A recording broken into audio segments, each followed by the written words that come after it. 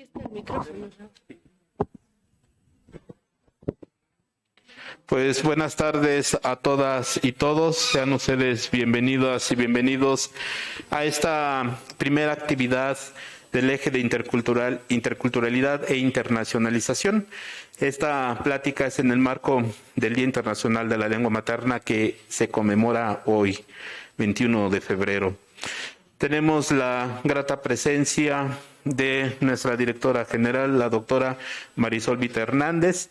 Tenemos también la presencia del maestro José Acosta Hernández, quien trabaja en el Centro Estatal de Lenguas y Culturas Indígenas del Estado de Hidalgo, y vamos a fungir como moderadores la doctora Dalia Islas Peña y su servidor Raúl Macuil Martínez.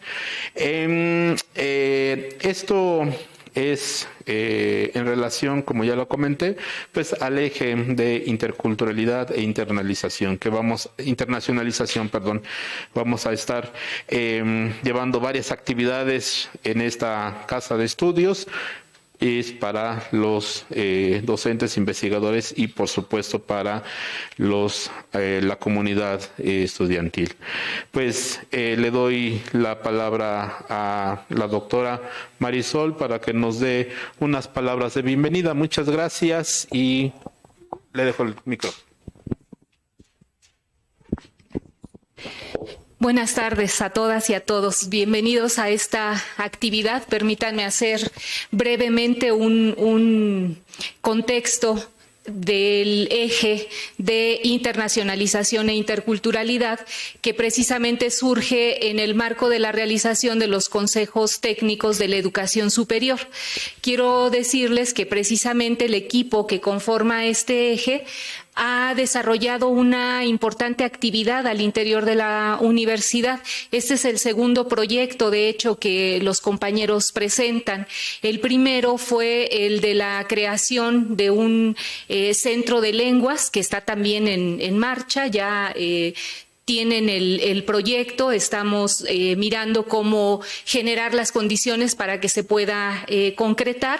Y bueno, este segundo proyecto en el que afortunadamente también han tenido la iniciativa de establecer vínculos con otras instituciones para fortalecer por una parte la discusión que tiene que ver con estos dos elementos, la interculturalidad y la internacionalización. Y dentro de ello, bueno, los estudiantes que nos acompañan el día de hoy seguramente podrán corroborarlo. Los colegas que el día de hoy están acá, la doctora Dalia Peña, el doctor Raúl Macuil, pues evidentemente llevan un largo trayecto en la producción de conocimiento en el tema de la interculturalidad. Y en ese sentido, la pasión que le ponen al trabajo que ahora les convoca en este eje, sin duda, le decía al doctor Macuil, va revitalizando los espacios al interior de la universidad. Por ello, yo les agradezco infinitamente el trabajo que están desarrollando en términos de coordinación y, por supuesto, agradezco a los estudiantes, a los invitados de las oficinas de la Secretaría de Educación Pública, a los docentes de nuestra universidad que el día de hoy nos acompañan también acá, porque me parece que por una parte este marco de conmemorar el Día Internacional de la Lengua Materna, pues a todos nos convoca, ¿no? Esta posibilidad de establecer comunicación, esta posibilidad de reconocernos en términos de los orígenes que finalmente nos otorgan identidad. Y ¿quién más que alguien que también lleva ya una larga trayectoria en el proceso de análisis de la interculturalidad y de la cuestión lingüística, el maestro José Acosta Hernández, que si me permite voy a comentar que es egresado de nuestra universidad, ¿no? Bienvenido, maestro, nos da, como le decía, mucho gusto que esté el día de hoy con nosotros. Sin duda, lo que compartirá será de interés para todas y todos y pues sin más les reitero la bienvenida y el agradecimiento por su presencia en esta actividad. Muchas gracias. Muchas gracias, doctora. Buenas tardes nuevamente a todos, a todas. Muchas gracias a estudiantes por estar aquí, al turno matutino, al turno vespertino. Muchas gracias a los asesores por permitirles estar aquí. También a nuestros invitados del CES y de otras instituciones que nos acompañan el día de hoy. Me voy a permitir brevemente leer una reseña curricular del maestro José Acosta Hernández, porque como lo comentó la doctora Marisol, tiene una amplia experiencia en el campo de la diversidad cultural y lingüística. Y bueno, el maestro José Acosta es profesor en educación primaria por la Escuela Normal Rural Luis Villarreal. Es licenciado en la especialidad de matemáticas por la Escuela Normal Superior de Hidalgo y tiene la maestría en educación por la Universidad Pedagógica Nacional Hidalgo, como ya habían comentado, es compañero de nosotros. Tiene un diplomado en Culturas y Derechos Indígenas por la Asociación Mexicana para las Naciones Unidas, ABNU, y tiene un diplomado en Liderazgo Transformador por Wonderful, México. Le cedemos el micrófono al maestro José, al fin pues venimos a escucharlo a él. Gracias, maestro José, bienvenido. Sí, muchas gracias.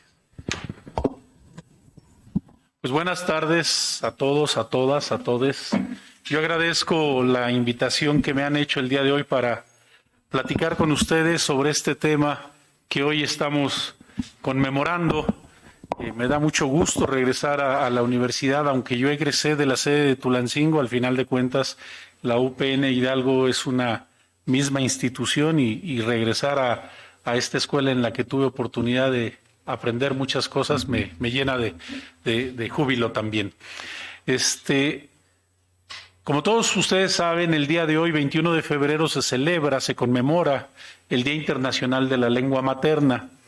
Y para empezar a hablar de eso, yo les quisiera pedir, por favor, de los que estamos aquí, levanten su mano todos los que hablen alguna lengua materna, por favor.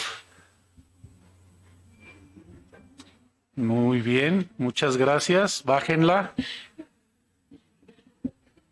Yo esperaba que todos levantaran la mano. Quienes no levantan la mano están pensando que hoy no tienen nada que celebrar, supongo. Y creo que es algo que podemos revisar. La lengua materna es la lengua que cada persona heredó en el seno materno. Invariablemente, nosotros, todos los seres vivos, todos los seres humanos, el primer contacto lingüístico que tenemos fue con nuestra madre. Estando aún en el seno materno, la escuchamos hablar. Con toda seguridad fue a la que más escuchamos mientras estábamos en el vientre de ella. Y cuando nacimos, pues con mucho más razón, seguramente fue la voz que más escuchamos. La mayoría de las personas seguramente aprendieron el idioma que hoy les permite comunicarse con quienes les rodean de su madre. Por eso se le llama lengua materna. La mayoría de los mexicanos tenemos como lengua materna el español. En el caso mío, esa es mi lengua materna. Creo que es el caso de la mayoría de los que estamos aquí, ¿no? Y entonces si les pregunto una vez más, levanten su mano quienes hablan alguna lengua materna, por favor. Todos la levantaríamos, ¿no? Entonces esa es una primera manera de conmemorar esta fecha. Tener conciencia que todos los seres humanos tenemos un idioma, una lengua que heredamos desde el seno materno y que nos permite entrar en contacto con las personas que nos rodean. Imagínense cómo sería no tener ningún medio para entrar en comunicación con quienes nos rodean. ¿Cómo sería? Sería terrible, ¿no? Afortunadamente tenemos una lengua materna que nos permite vincularnos con quienes nos rodean. Entonces, hoy, para todos los habitantes en el mundo, es una fecha especial. ¿Será especial tener una lengua que nos permite comunicarnos con los que nos rodean? ¿Qué opinan? ¿Sí? ¿Será importante? Claro. Por supuesto que sí. Entonces, todos los seres humanos el día de hoy deberíamos estar festejando con toda nuestra energía, con toda nuestra emoción, ¿no? Y otra cosa que es importante es distinguir que no todos los seres humanos tienen la misma lengua materna. En este país, en este estado, hay muchísimas personas cuya lengua materna es distinta del español, ¿no? No es una lengua mejor o peor, una lengua distinta. Y el mismo valor que tiene para los que heredamos el español como lengua materna es el mismo valor que tiene cualquiera otra de las lenguas maternas que otros hidalguenses y que otros mexicanos tienen. Esa sería una segunda forma de conmemorar una fecha como esta, ¿no?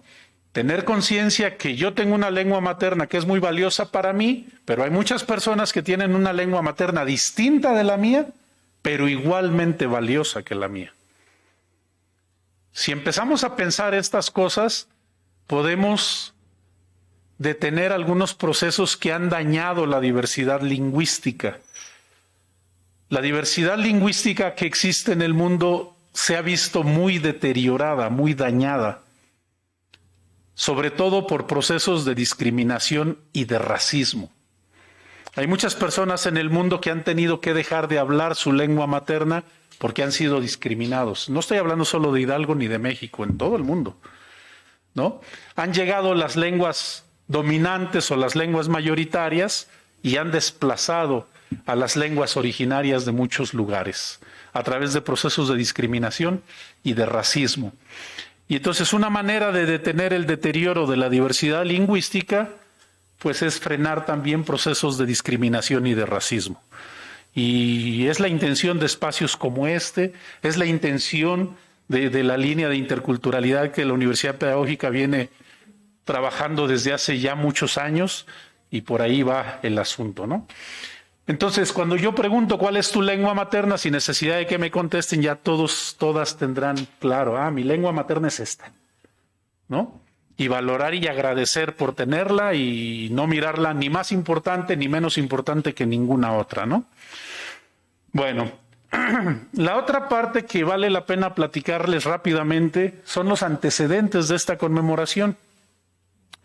Hace justamente 71 años, un grupo de estudiantes universitarios como ustedes en Bangladesh salieron a la calle para exigirle al gobierno que su lengua fuera reconocida como una lengua oficial.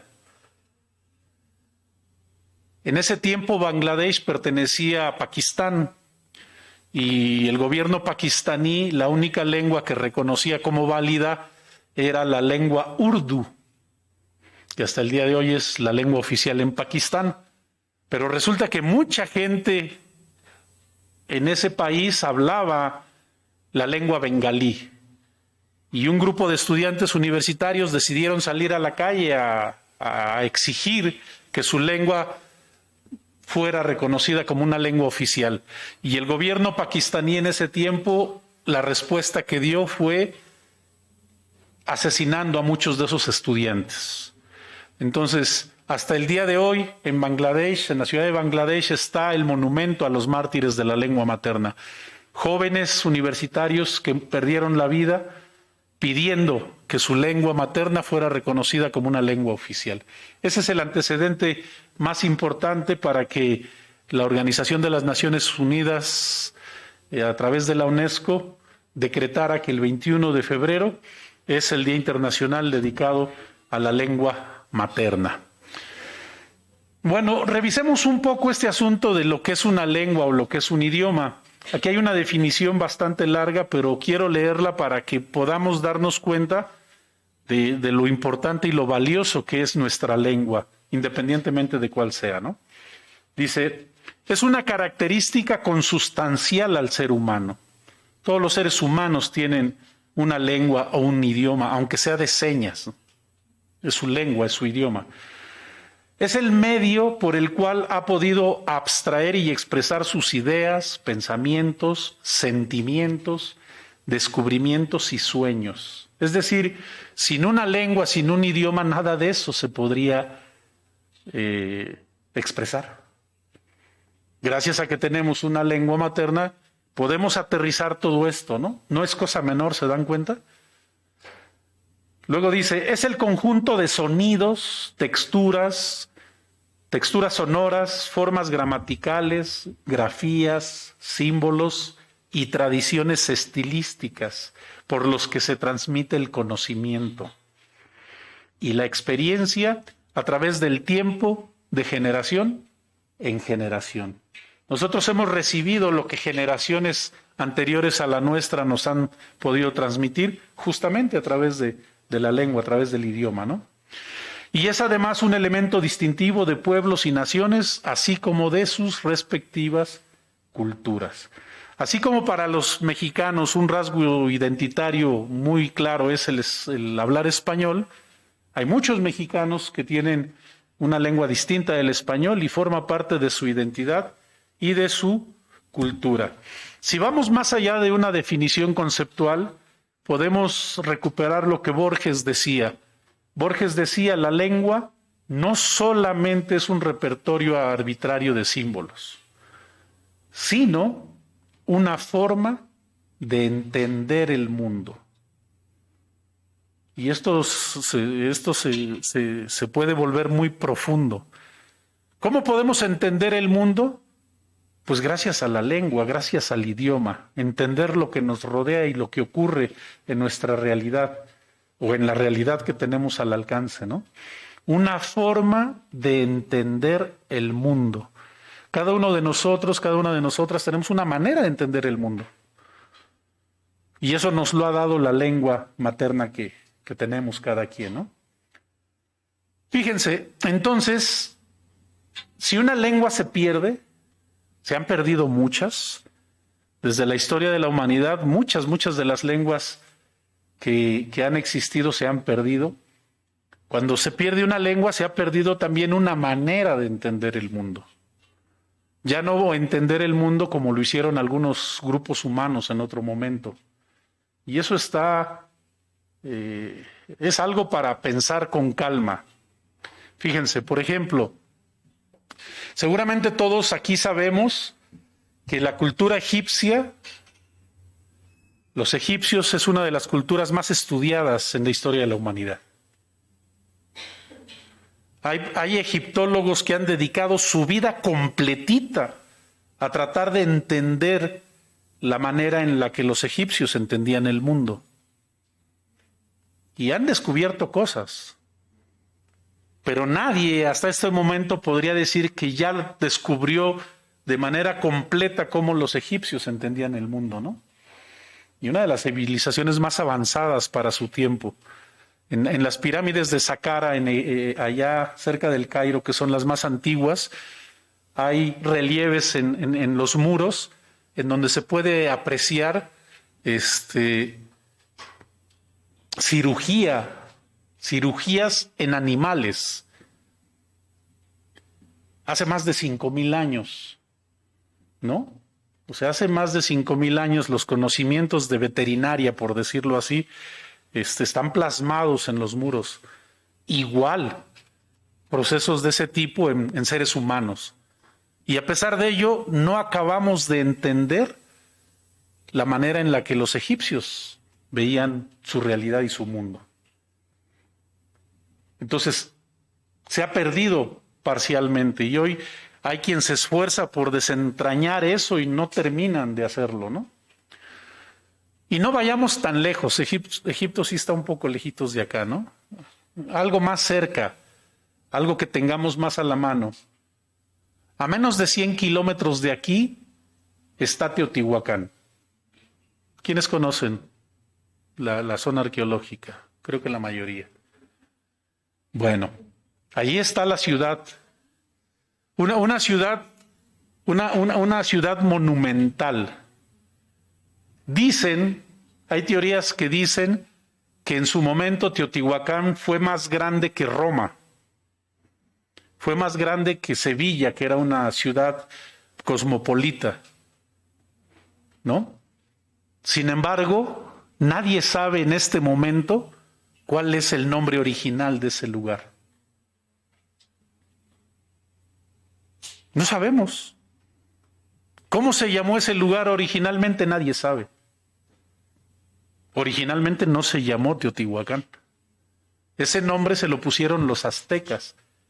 Cuando los aztecas llegan al Valle de México y conquistan a los pueblos que ahí vivían, en algún momento se encontraron con las ruinas de Teotihuacán, y al ver lo majestuoso de la ciudad dijeron, pues aquí solamente pudieron haber vivido los dioses. Y le llamaron Teotihuacán, que significa lugar de los dioses. Pero el nombre original de ese lugar, hoy, a ciencia cierta, nadie lo puede precisar. Como tampoco podemos precisar con exactitud quiénes fundaron esa ciudad originalmente, ¿no? En alguna ocasión, en una visita a la zona arqueológica, yo le preguntaba a alguien que estaba ahí dando la visita guiada, ¿y quiénes vivieron aquí? Y la respuesta fue los teotihuacanos. Eso no es cierto, eso no existe. Ningún pueblo en la historia de este país está reconocido como el pueblo teotihuacano. Y le preguntaba, ¿y qué lengua hablaban? Pues el teotihuacano. No, eso no existe tampoco. Los registros lingüísticos que se han podido investigar, no hay ninguna lengua que se nombre así, ni ninguna familia lingüística. Con todo esto lo que intento decirles es esto: se ha perdido una forma de entender el mundo. Y lo mismo, en Teotihuacán siguen los trabajos de excavación y de investigación, y empezamos a tener alguna idea de lo que pensaban y de lo que hacían quienes vivieron en este lugar originalmente, ¿no? Pero con precisión no lo sabemos. Entonces, esa manera de entender el mundo de alguna forma está perdida. Y esto va de la mano con algo que alguien más ha dicho. El doctor Miguel León Portilla, que estudió muchísimo la diversidad cultural y lingüística de nuestro país, decía que cada lengua es como una ventana, que cuando me asomo por ella puedo distinguir cosas del mundo que no se pueden ver desde otra ventana, ¿no? Y eso aplica, la comparación aplica muy bien. Si yo me asomara por esa ventana, percibiría yo cosas que no se perciben si me asomo por acá, ¿cierto? Entonces, cada idioma es así, como una ventana que permitió que un grupo humano se asomara a una parte de la realidad y pudiera entenderla y pudiera nombrarla, ¿no? Ningún grupo humano ha tenido una percepción de toda la realidad. Si yo me asomo por ahí, no percibo toda la realidad, percibo solo una parte de la realidad, ¿no? Entonces, cada grupo humano ha percibido una parte de su realidad, la ha tenido que entender y buscaron formas para nombrarla. Y así surgió cada lengua, cada idioma. Y en cada lengua, en cada idioma está depositada la manera en la que ese grupo humano vio su realidad. Eso se llama cosmovisión, su visión del cosmos. Quien mire por esa ventana va a construir una cosmovisión distinta de quien mire a través de una ventana en otra dirección, ¿no? Entonces León Portilla decía eso: cada lengua es como una ventana que me permite distinguir cosas que desde otra perspectiva no podría yo ver. Y León Portilla mismo dice que cuando muere una lengua, la humanidad se empobrece. Y esta es una frase que me encanta porque es una frase universal. No dice cuando muere una lengua en México o en Hidalgo. Él dice cuando muere una lengua. ¿Dónde? En cualquier parte del mundo. Y no dice se empobrecen los mexicanos o los hidalguenses. Dice se empobrece la humanidad. La humanidad pierde parte de su experiencia en su recorrido por este planeta. Yo digo que es como si a la humanidad le salieran lagunas mentales. Ya no tener claro qué pasó en determinado lugar con determinadas personas. Es como cerrar ventanas. Se pierde una lengua y se cierra una ventana. Y ya nadie va a poderse asomar al mundo por ahí, ¿no? Tal vez podamos tratar ahí de hacer un agujerito y ver qué es lo que han hecho los egiptólogos, ¿no? ¿Qué es lo que están haciendo quienes investigan en Teotihuacán y en otras partes del mundo, ¿no? Tratar de, esa ventana que se cerró, tratar de abrirle un poquito y echar un vistazo a ver qué se podía percibir desde ahí, ¿no? Entonces, si la humanidad se empobrece cuando se pierde una lengua, valdría la pena que nos preocupáramos un poco por evitar que sigan perdiéndose las lenguas. Más cuando nacimos en un país y en un estado que una de las cosas que más riqueza tienen es la diversidad que tenemos. México es un país admirado en el mundo justamente por la gran diversidad cultural, étnica y lingüística que tenemos. Muchas gentes de otros lugares del mundo admiran a México, sueñan con venir a México y muchos lo hacen. Principalmente, fíjense, acá vienen a parar muchos estudiantes de posgrado, maestrías, doctorados de todas las universidades del mundo, de las universidades más importantes del mundo, vienen acá. Y muchos de ellos llegan a los lugares en donde esa diversidad está viva, ¿no? Se quedan a vivir ahí en los lugares donde la diversidad cultural y lingüística está muy viva todavía. Y aprenden el idioma y aprenden la cosmovisión de los pueblos originarios de este país. Y muchos de esos conocimientos van a parar a tesis de maestrías y de doctorados de las universidades más importantes del mundo. Y lo terrible, lo absurdo, es que terminan conociéndonos más que nosotros mismos. Que nosotros que nacimos aquí, que vivimos aquí, que trabajamos aquí, que somos descendientes de esas personas que hablaban esos idiomas, que vestían de esa manera, ¿no? Yo he tenido la oportunidad de participar en muchos eventos donde se habla de la diversidad cultural, étnica y lingüística, congresos, seminarios, foros, y con tristeza, y puedo decirlo hasta con coraje, veo que los programas de esos eventos muestran que quien más sabe de México no somos los mexicanos. Entonces, por ejemplo, en algún evento de esos se puede mirar conferencia magistral sobre los mayas del sureste mexicano y el ponente es un italiano.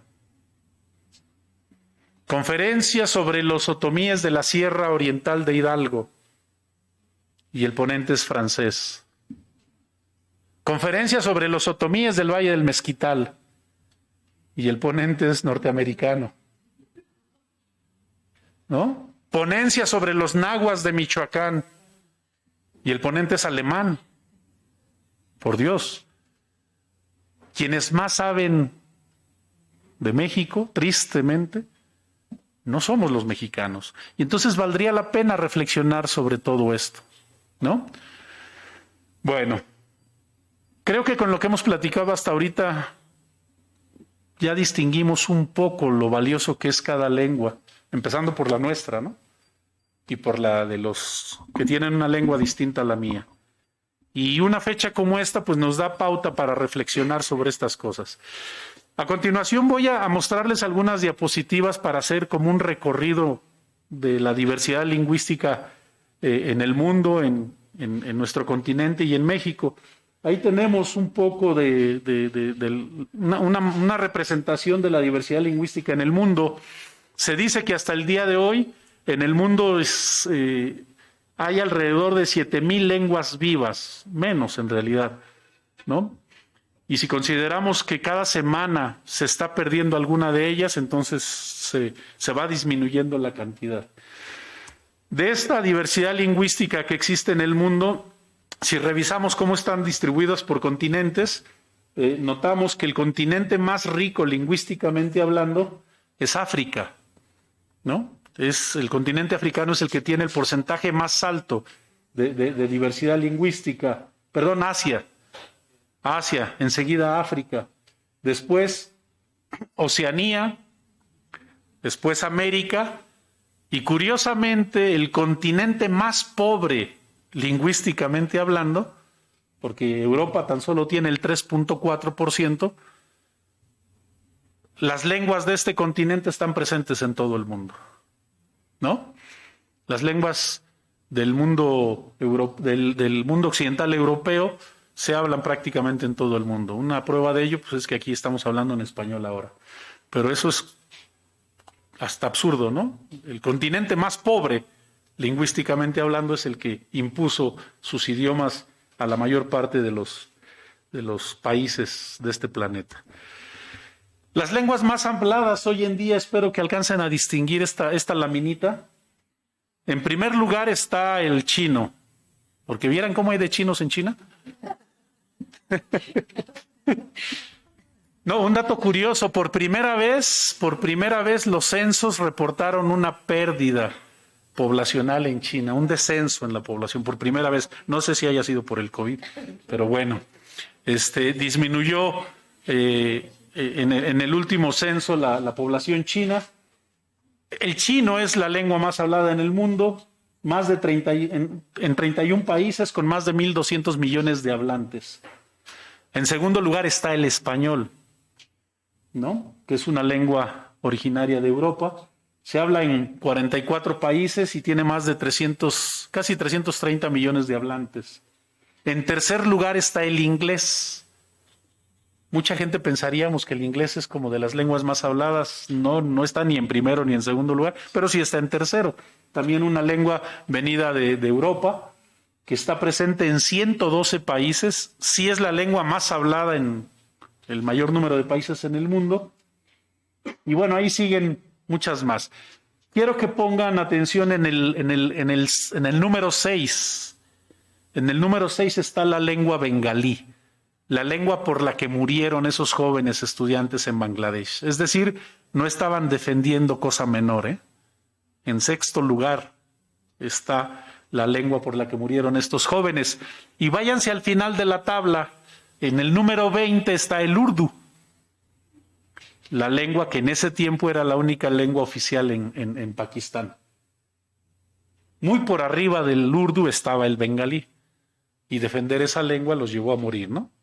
Bueno, si nos vamos a América, más o menos así está la distribución lingüística de lenguas originarias en América. Cada puntito rojo representa una lengua originaria del continente. Y a nuestro país. En nuestro país, desde antes de la llegada de los españoles, hay una diversidad lingüística muy grande. Se dice que antes de que ellos llegaran acá se hablaban más de 170 lenguas distintas. Hoy solo están catalogadas 68. Que son menos de la mitad de las que originalmente había. A pesar de ello, nuestro país está ubicado entre los 10 países del mundo con mayor diversidad lingüística. En esta que sigue podemos ver un mapa de cómo está la cantidad de hablantes por región. Los puntos rojos, que son los menos, representan los lugares en donde más del 70% de la población habla alguna lengua originaria, ¿no? Si vemos nuestro estado, por ahí hay unas pequeñas partecitas todavía de color rojo. Significa que en Hidalgo tenemos algunos lugares donde más del 70% de los habitantes hablan alguna lengua originaria. Esto principalmente en la región de la Huasteca de nuestro estado. Y el color más claro es en donde menos del 1% habla alguna lengua originaria, y como podemos ver, pues es la mayoría de la geografía de nuestro país. Y bueno, en México, desde hace algún tiempo, se pudo catalogar a través del Instituto Nacional de Lenguas Indígenas, nuestra diversidad lingüística, y hoy sabemos con plena certeza que tenemos 11 familias lingüísticas. Atención, ¿eh? Nuestro país es un país en donde hay 11 familias lingüísticas originarias. No veo que nadie se emocione con eso. 11 familias, pues ni muchas ni pocas, yo creo que estamos bien, ¿ah? O sea, ni nos faltan ni nos sobran. Ay, ha de ser como el promedio. ¿Qué creen? Que no. Detrás de esa cifra hay algo impresionante, ¿eh?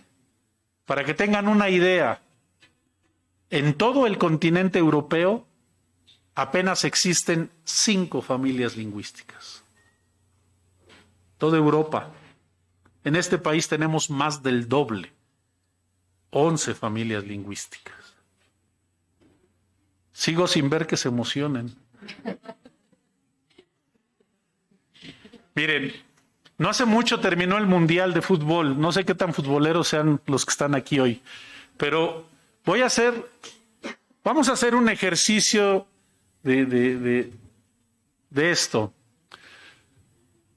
Sé que les voy a pedir algo que es muy difícil, pero hagan un esfuerzo, por favor. Hablando de fútbol, imagínense un partido de fútbol en donde van a jugar la selección europea. Dale, allá se está riendo, no sé por qué. Va a jugar la selección europea, ojo, no Brasil, perdón, no Francia, no Alemania, no, la selección europea, es decir, los mejores de Europa. ¿Ok? La selección europea contra la selección mexicana. A ver, ¿por qué se ríen? Todavía ni empieza el partido y ya se están sintiendo derrotados, creo. Bueno, imaginemos ese partido. Y como dije antes, es mucho pedir, pero hagan un esfuerzo. Yo creo que sí lo pueden lograr. Imaginemos el resultado de ese partido. La selección europea, 5 goles. La selección mexicana, 11 goles. ¿Se imaginan? Es mucho pedir, pero imagínenselo, por favor. Imagínense ese resultado. Son sueños, dice. Hagan ese sueño, imagínenselo acá. ¿Qué pasaría con los mexicanos ese día? ¿Se imaginan la fiesta? ¿Se imaginan la emoción? Haríamos temblar el país. No, hombre, nos saldría lo mexicano por todos los poros de nuestra piel. ¿No? ¿Se imaginan el festejo? Se cae el ángel de la independencia otra vez. El reloj de Pachuca, que también ya es punto de encuentro para conmemorar estas cosas. ¿Se imaginan cómo nos sentiríamos los mexicanos ese día? Uy, el presidente de la República inmediatamente llamaba telefónica para felicitar a los directivos y a los jugadores. Fiesta nacional. ¿Sí o no? Bueno, pues ojo, ya le ganamos 11-5 a Europa, pero en familias lingüísticas. Fuera importante, ¿verdad? ¿Será importante? ¿Valdrá más una familia lingüística que un gol en un partido de fútbol? Por supuesto que sí.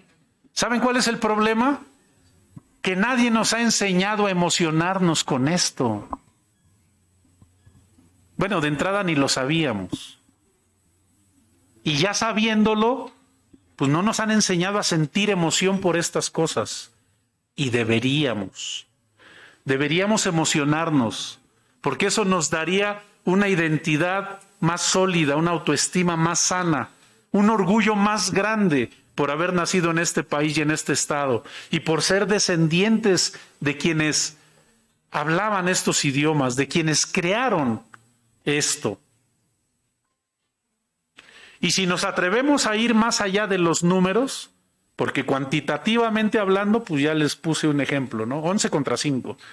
Pero si hablamos cualitativamente de la parte más rica, olvídense, nos sorprenderíamos a cada paso.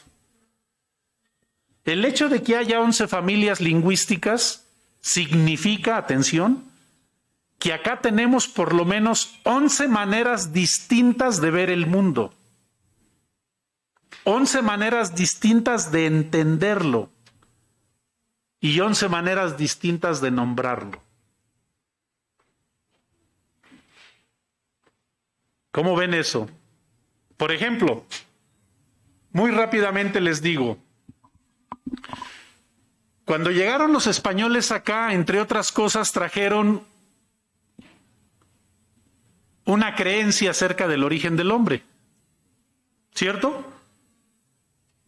Los españoles llegaron acá, trajeron su cosmovisión y como parte de su cosmovisión trajeron su idioma, tradiciones, costumbres y una forma de explicar el origen del hombre. Según lo que trajeron los españoles acá, ¿cómo se explica el origen del hombre? ¿Cómo se creó el hombre según la tradición que ellos trajeron? Por Dios. Adán, Eva, y ahí está todo en el Génesis de la Biblia, ahí están los detalles, ¿no? Esa es la cosmovisión que ellos trajeron acerca del origen del hombre.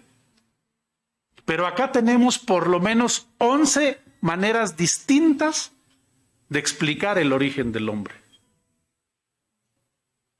¿Alguien ha escuchado alguna?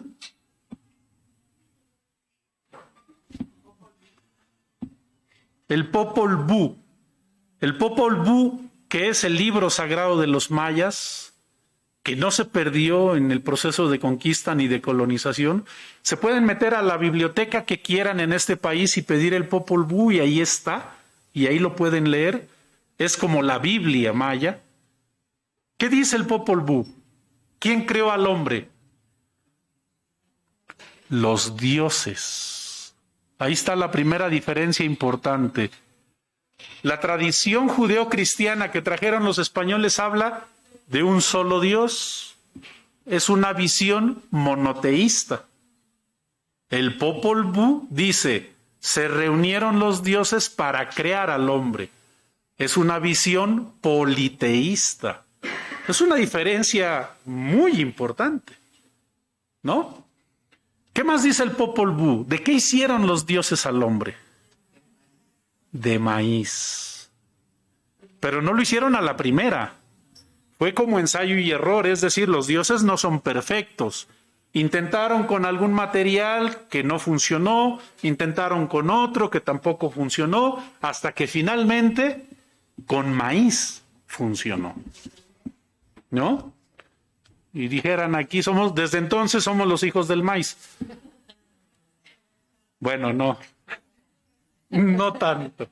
Ok, atención, ahí tenemos dos cosmovisiones distintas acerca del origen del hombre.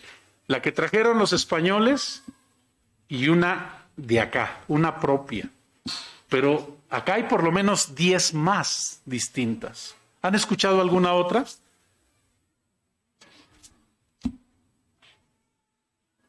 ¿Valdría la pena investigar sobre eso? ¿Valdría la pena saber un poco de eso?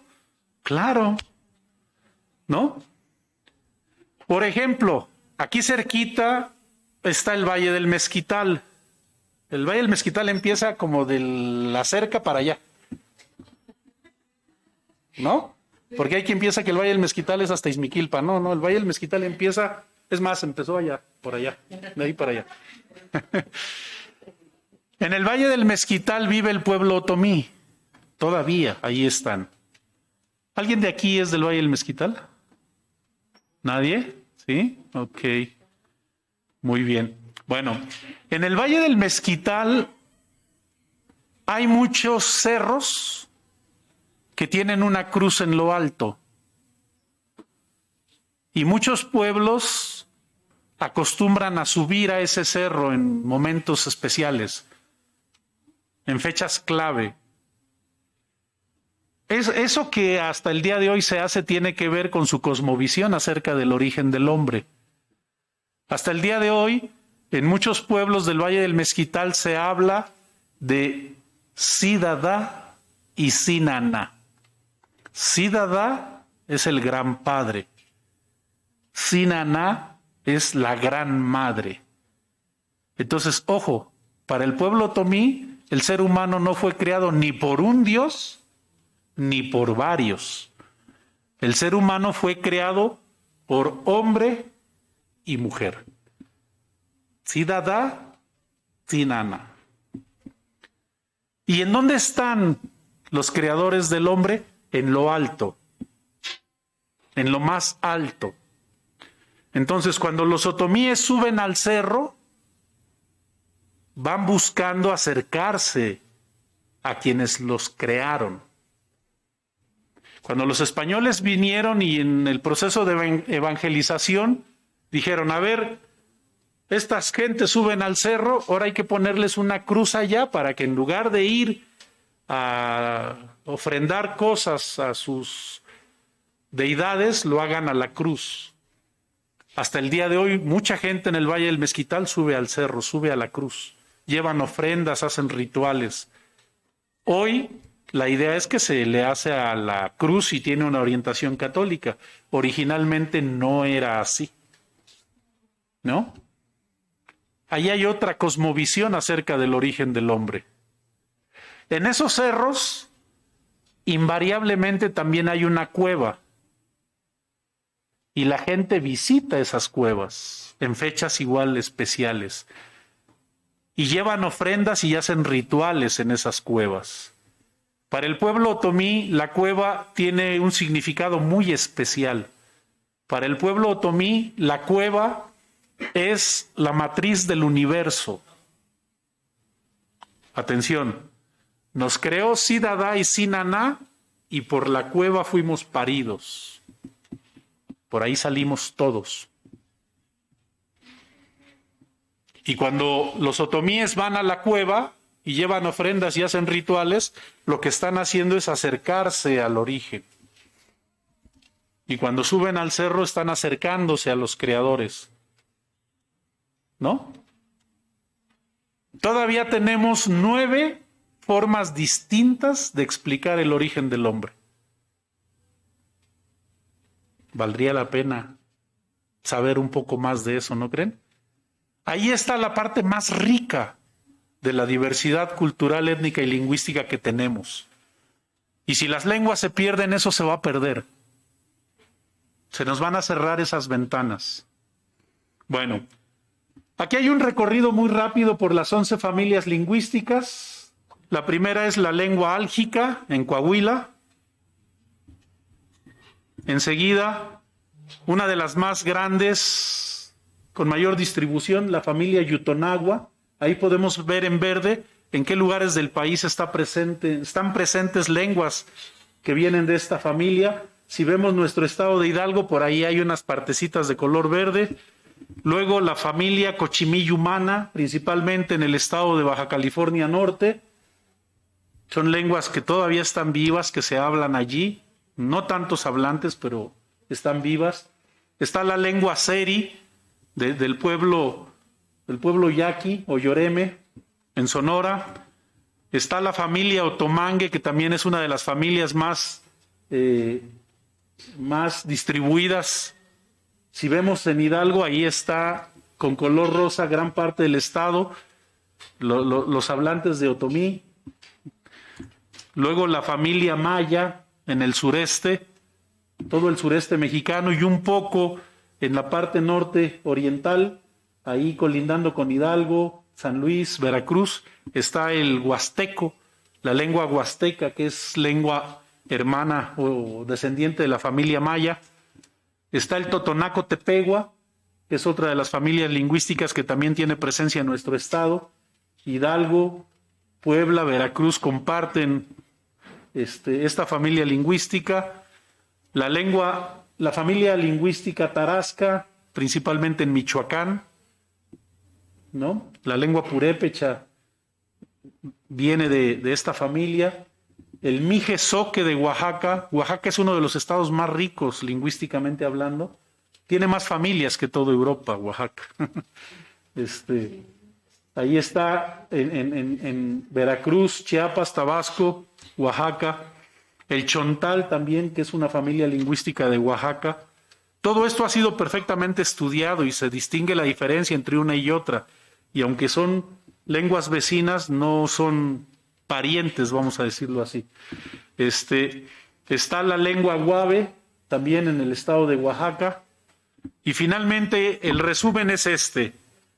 En México tenemos 11 familias lingüísticas, ya hablamos un poco de eso. De esas familias lingüísticas se derivaron más lenguas. Les pongo el ejemplo del español. Todos sabemos que el español proviene del latín, ¿cierto? El latín es una de las lenguas, de las familias lingüísticas europeas, pero del latín se derivó italiano, francés, portugués, español, todas las lenguas latinas. Acá pasa lo mismo. De cada familia lingüística se derivaron varias lenguas. Y hoy tenemos catalogadas 68 agrupaciones lingüísticas distintas. Podríamos decir 68 lenguas. El INALI no se atreve a decir 68 lenguas porque dice el náhuatl no es una lengua. El náhuatl es una agrupación lingüística que está presente en muchos estados, en muchos lugares con variantes, ¿no? Entonces, el INALI, el Instituto Nacional de Lenguas Indígenas, prefiere usar este concepto, agrupaciones lingüísticas. Y luego de esas agrupaciones lingüísticas, como ya dije, hay variantes. No se habla igual el náhuatl en Huejutla que en Tianguistengo o en Acasochitlán. Hay variantes. No se habla el otomí en Ixmiquilpan igual que el de San Bartolo o el de Huehuetla o el de San Ildefonso acá en Tepeji. Hay variantes lingüísticas. Contando todas las variantes, tenemos 364 variantes lingüísticas en este país. Es decir, tenemos casi una variante para cada día del año. Con una más tendríamos cubierto los 365 días del año. Y si es bisiesto, nos haría falta una más, ¿no? Bueno, aquí está la lista. Yo creo que tal vez no es legible, pero está la lista de las 68 lenguas o agrupaciones lingüísticas que hay en nuestro país. No se denota, pero están resaltadas en azul las que están presentes en Hidalgo, y también podemos ver ahí la cantidad de variantes. Por ejemplo, el mixteco tiene 81 variantes lingüísticas, es decir, se habla de 81 maneras diferentes. El náhuatl tiene 30 variantes lingüísticas, el otomí tiene 9, el tepehua tiene 3, se habla distinto en Hidalgo, en Puebla y en Veracruz, 3 variantes, a pesar de ser lenguas tan cercanas.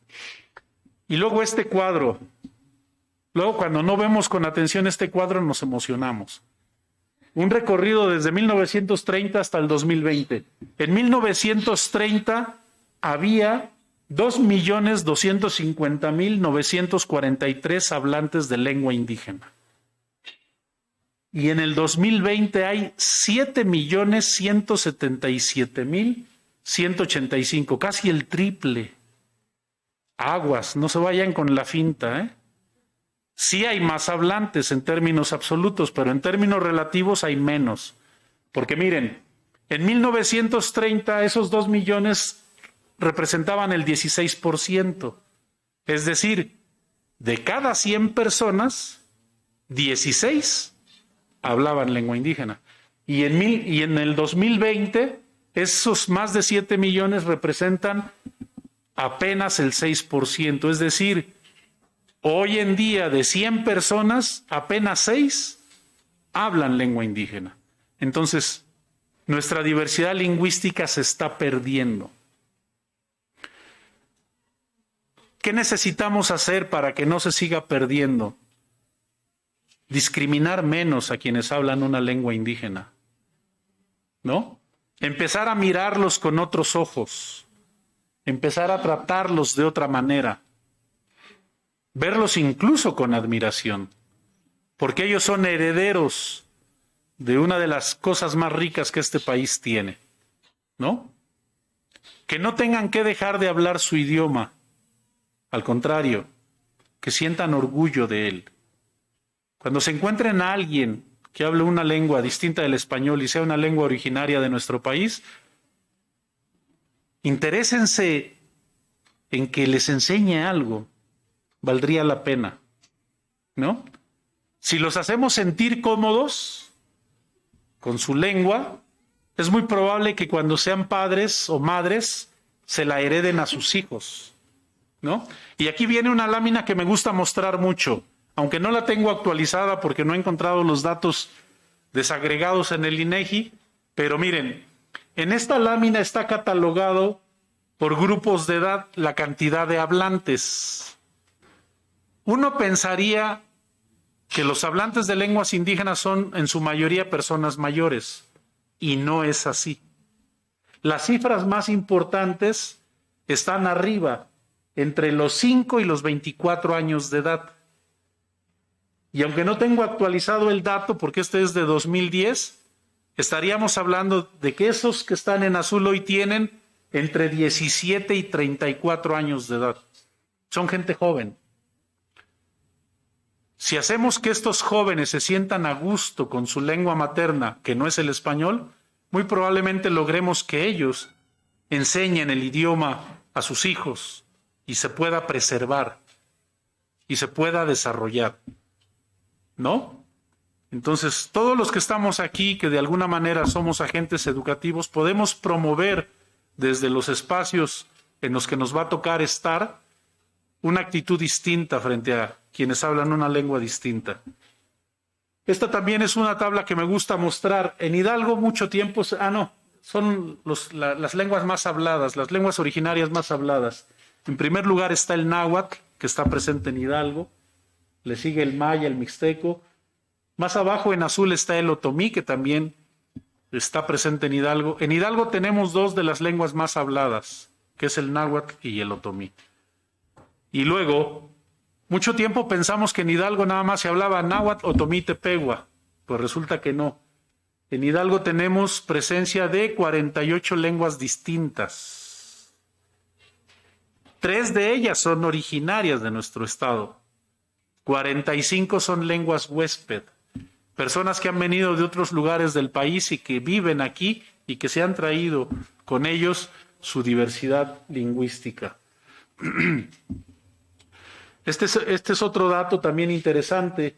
En el 2005, el INEGI, cuando hacía el censo, en este caso el Conteo Nacional de Población, incluyeron una pregunta que decía, ¿hablas lengua indígena? 320,000 personas dijeron que sí. Y el INEGI dijo, entonces hay 320,000 indígenas. ¿No? Es un dato equivocado, porque solo tomaron en cuenta el criterio lingüístico.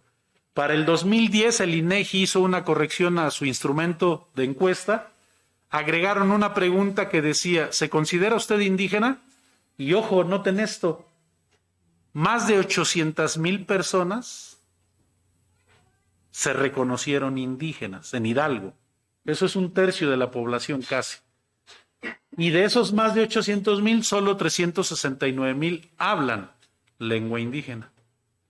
Para el 2015 volvió a haber un cambio notorio en las cifras. Más de 1 millón de hidalguenses se reconocieron indígenas y más de 400,000 hidalguenses hablan alguna lengua indígena. Para el 2020 yo esperaba ver algo igual, la misma dinámica de crecimiento, y yo no sé qué pasaría en el 2020, pero ahora resulta que de los más de 1 millón de personas que se reconocían indígenas, hoy solo se reportan 356,000. Y de los hablantes, de los más de 400,000, se reportan 362,000. Yo no creo que se hayan muerto más de 40,000 de los que hablaban. Yo creo que detrás de eso hay otras cosas, pero nos da una idea de cómo está el asunto, ¿no? Las lenguas más habladas en Hidalgo, por supuesto el náhuatl, el otomí y el tepehua, que son las lenguas originarias, pero también tenemos presencia de totonacos, zapotecos, mixtecos, mazatecos, mayas, y así sigue una lista hasta el 48.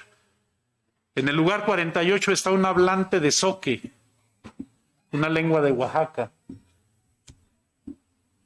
Y para ir terminando, miren, yo creo que lo que está detrás de los números que se movieron mucho es esto, ¿no? Racismo y discriminación, marginación, segregación, asimilación, provocan que muchas personas nieguen su lengua materna. Por lo tanto, seguramente existen más hablantes de las lenguas indígenas de las que reportan los censos. Todavía hay muchas personas que no se atreven a decir que hablan una lengua indígena. Porque si se entera el vecino, de naco no me van a bajar, ¿no? De indito y cosas así. Entonces, bueno, para cerrar les muestro unos mapas del comportamiento lingüístico en nuestro estado. Esta es la parte occidental, allá por Huichapan, Tecozautla, Tula, Tepeji. La mancha que se ve ahí es en donde había presencia de hablantes. Hace algunos años, actualmente se ha reducido. ¿Sí lo notan? Así antes, así ahora. Y si nos vamos para la región oriental, del lado de Huehuetla, Tenango, San Bartolo, ahí está la mancha, antes así, ahora así. El comportamiento lingüístico evidentemente nos muestra una reducción de los hablantes. Acá en esta región hay algo curioso. Miren, antes así se reduce un poco y luego se desplaza hacia Tulancingo. Mucha gente de la Sierra de Tenango se han ido a vivir a Tulancingo. Por eso este movimiento que vemos acá, ¿no? Y bueno, muchas lenguas se están extinguiendo. Según los expertos, el 90% de la diversidad lingüística podían desaparecer en este siglo. Ojalá que eso no ocurra, ¿no? Ya vimos lo que pasaría si una lengua se pierde. Y otro dato importante, las lenguas no sobreviven por decreto. Si un gobierno dijera, decreto que de aquí en adelante ya ninguna se pierde, pues eso no va a ocurrir, ¿no? Las lenguas van a sobrevivir gracias a la decisión de sus hablantes. Si quienes las hablan quieren preservarlas, se las van a transmitir a sus futuras generaciones. Pero si quienes las hablan han sido discriminados, han sido marginados, ya no nos la van a enseñar. A muchos de nosotros eso nos pasó. Yo sé perfectamente que entre mis abuelos hablaban lengua indígena. Yo ya no la aprendí. ¿Por qué? Porque ellos pensaron, como piensan todos los papás y las mamás, yo no quiero que mis hijos sufran lo que yo sufrí. Y entonces, si a mí, por hablar en otomí, me discriminaron, eso ya no se lo voy a enseñar a mis hijos para que ellos no sufran eso, ¿no? Entonces, ¿cómo podemos hacer que los hablantes tomen la decisión de que su lengua siga? Pues no discriminándolos, haciéndolos sentir bien, ¿no? Reconociéndolos con el valor que les da ser herederos de la diversidad lingüística de nuestro país. Yo aquí termino mi intervención. En esta diapositiva recupero algunas frases de quienes hablan náhuatl. En la Huasteca dicen Tlaxcamati, en Acasochitlán dicen Tlazocamati, en el Valle del Mezquital dicen Hamadí, los tepehuas dicen Laila Chiuch y los que hablamos español decimos gracias.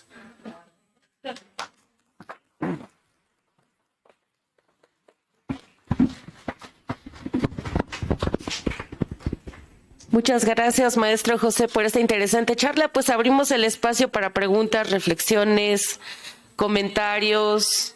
Adelante. Podemos acercarles el micrófono, no alcanza hasta allá arriba, pero pueden bajar y tomar el micrófono o desde sus espacios. Si alguien tiene alguna pregunta, algún comentario, alguna reflexión. Adelante, doctora Edith. ¿Gusta el micrófono?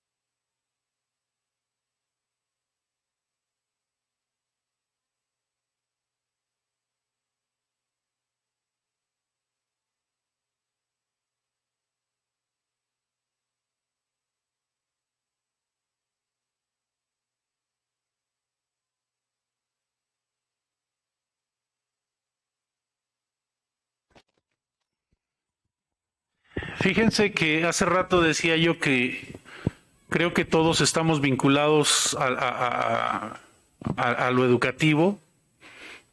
Somos y seremos agentes educativos y valdría la pena que pensemos el poder que tiene la escuela.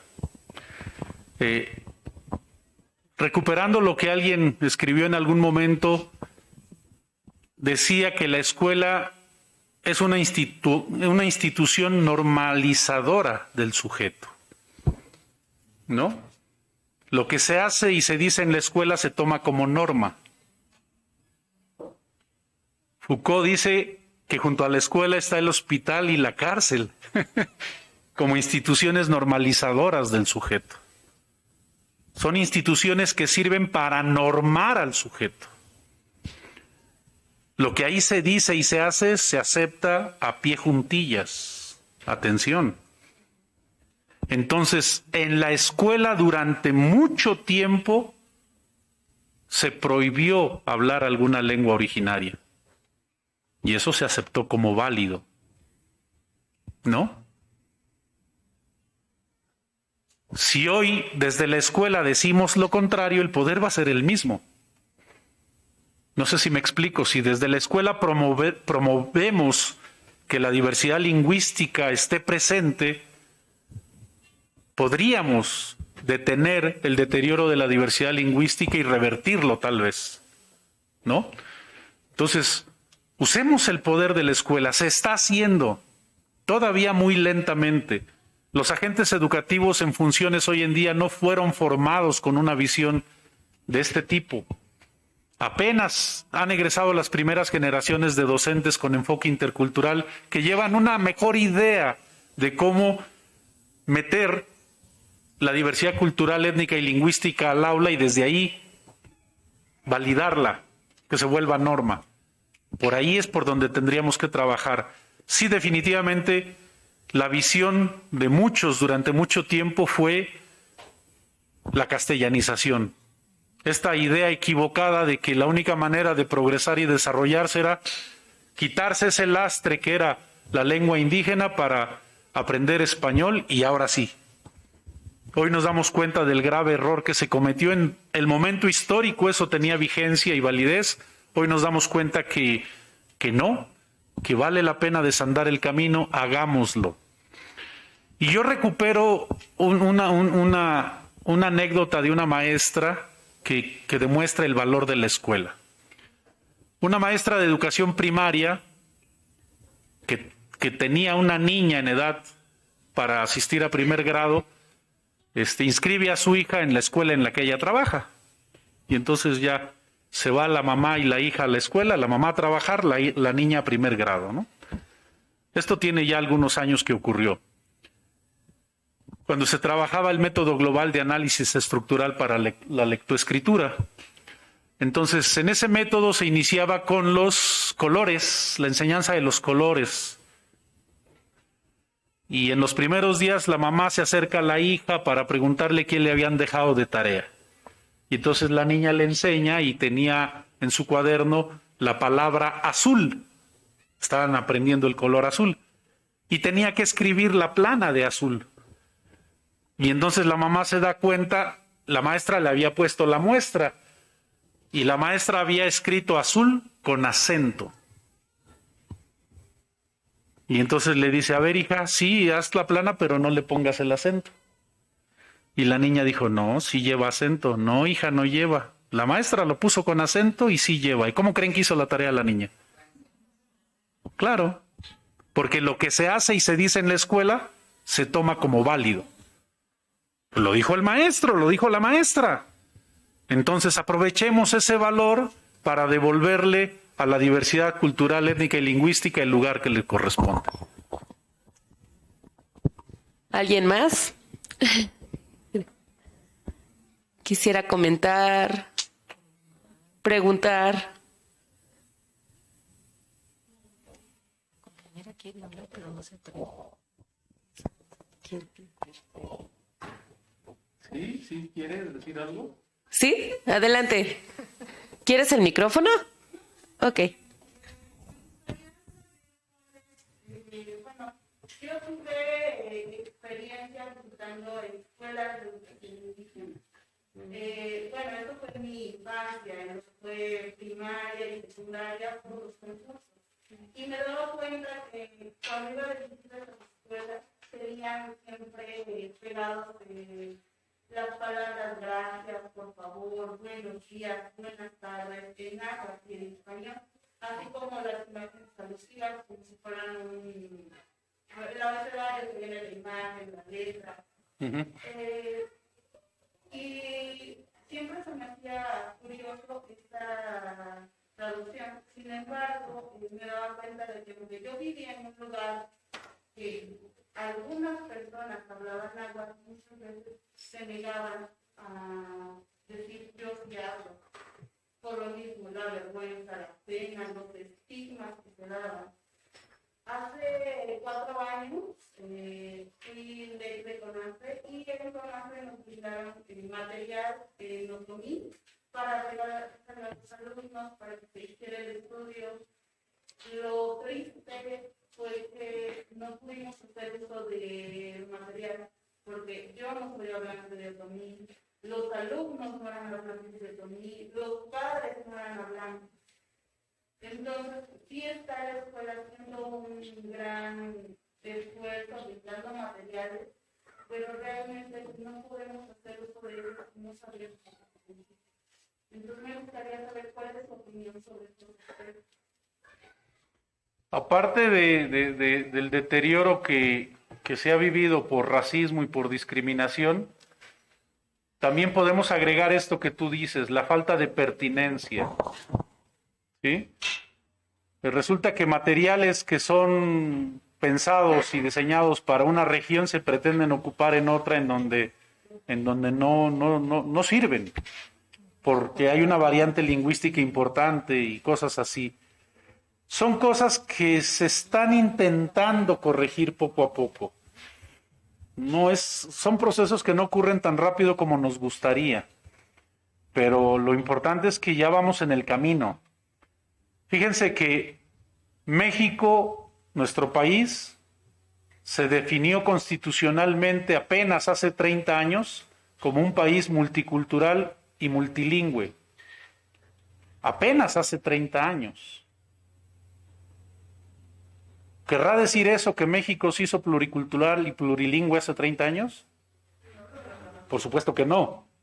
¿Desde cuándo México ha sido pluricultural y plurilingüe? Desde siempre. Pero bueno, hace 30 años se reconoció constitucionalmente y eso tiene implicaciones. Las implicaciones es que si reconocemos que somos un país con muchas lenguas y con muchas culturas, tenemos que hacer cosas para que esa diversidad se conozca, se reconozca y se valore. Pero eso va muy despacito. Pero ahí va, ¿no? Todavía va a tardar tiempo.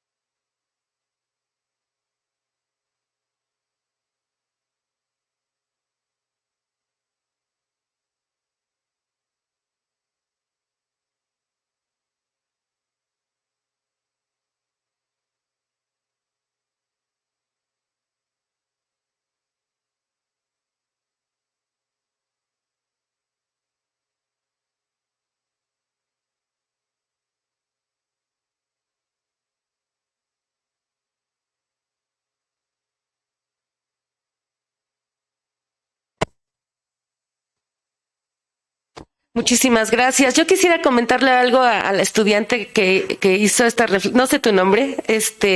Me acordé del maestro Marcelino Hernández Beatriz, que lo vamos a tener el día jueves en el seminario, hablando justo también del tema de interculturalidad y lenguas. Él dice que siempre que da cursos de capacitación a los maestros de zonas indígenas, rurales, y le dicen esto que tú mismo planteaste, es que aquí ya no se habla la lengua, ¿no? Aquí ya nadie habla la lengua. Y él siempre sugiere lo siguiente: aunque el propio maestro no hable la lengua, tendría que empezar a aprenderla a la par de los niños. Diariamente irse preparando y llegar preparado e irla aprendiendo en conjunto con ellos. Entonces, ese no puede ser un pretexto, ¿no? Y bueno, hay otro autor que se llama Besalú, que no es mexicano y que dice que algo muy importante para promover esto, que se llama interculturalidad o diversidad lingüística, es la voluntad, ¿no? La voluntad de hacer. Entonces, quería comentarlo, no lo quería dejar pasar. Se me hace importante. Muchas gracias. Pues muchas gracias. Gracias también al público que nos está viendo desde la transmisión en Facebook. Tenemos unos comentarios y unas preguntas. Maribel Sauce Rangel, felicidades al profesor José Acosta. Julio César Miranda dice: interesantes reflexiones con motivo del Día Internacional de la Lengua Materna. Y hay dos preguntas que se pueden juntar en una sola. Jaime Fernando Rubio, él comenta: en el estado de Hidalgo, ¿hay alguna lengua indígena en riesgo de desaparecer por el número de hablantes? Y al igual que Julio César Miranda, él dice que es hablante de la lengua alcamá o tepehua, y él pregunta: ¿qué actividades se están implementando para coadyuvar en la tarea de seguir manteniendo viva la lengua?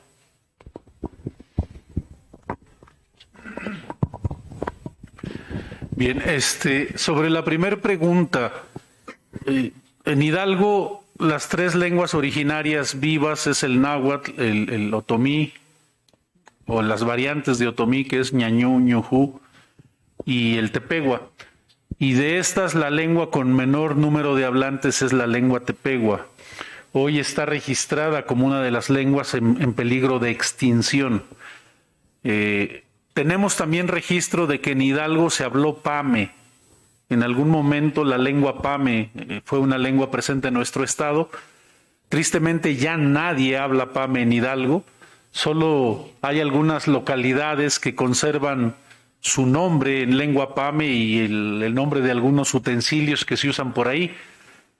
Pero en Hidalgo el pame se extinguió. No se ha extinto la lengua pame. En el estado de Querétaro principalmente todavía hay presencia de muchos hablantes de la lengua pame, y en donde se extinguió con nuestro estado es justamente en esa colindancia con el estado de Querétaro. Pero si hacemos caso a los lingüistas, podríamos decir que todas las lenguas originarias de nuestro país están en riesgo de extinción.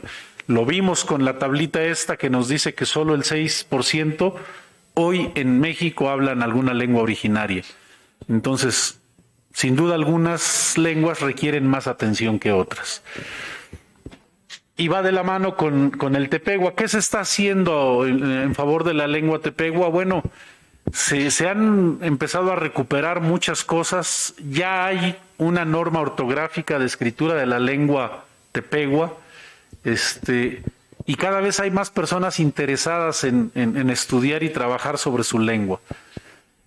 Está abonando sin duda alguna el establecimiento de instituciones educativas con una vocación dirigida a la preservación de la diversidad cultural, como es el caso de la Universidad Intercultural del Estado de Hidalgo, que está justo en la región oriental del estado, y en donde la lengua tepehua se está estudiando y enseñando sistemáticamente.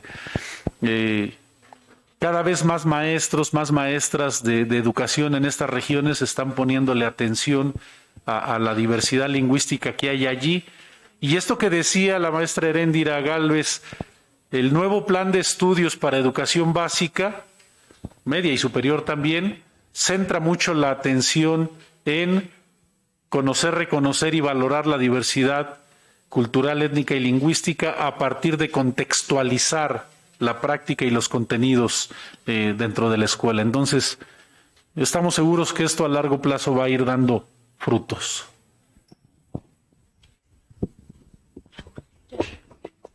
Pues agradecemos a todas y todos su presencia. Le solicitamos a la doctora Marisol Vite Vargas que entregue una constancia, por favor. Bueno, pues nuestro agradecimiento, maestro José Acosta, por supuesto.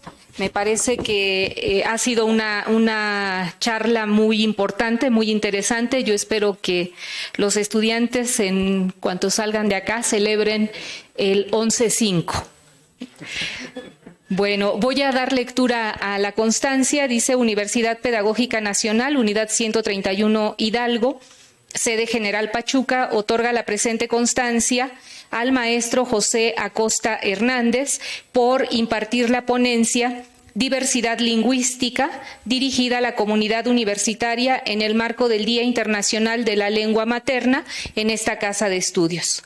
21 de febrero 2023, atentamente, Educar para Transformar, firma su servidora. Muchas gracias, maestro.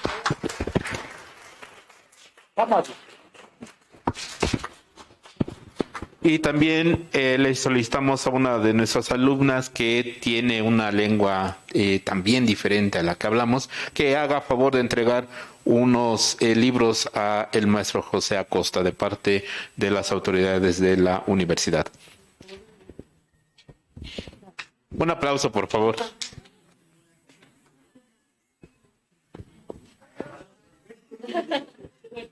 Bravo.